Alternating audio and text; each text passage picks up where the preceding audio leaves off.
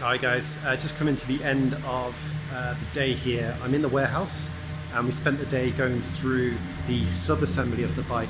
So the assembly of all the different parts of the bike that will then be sent off to the assembly factory. So yeah, let me show you what we've been up to.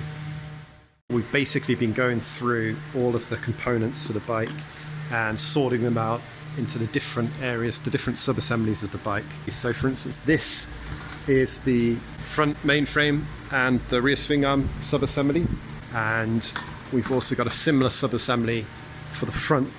A painted version of this is what will go to the assembly factory.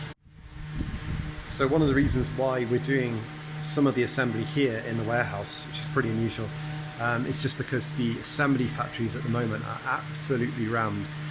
They've had so many new orders coming in because of the whole COVID cycling boom. So by doing some of the assembly here, it means that I can keep a close eye on it because I'll personally be here to oversee it.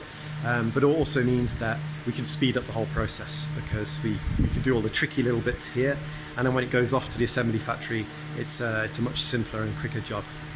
So yeah, just at the moment trying to get it all set up so that we can go through the whole process really quickly.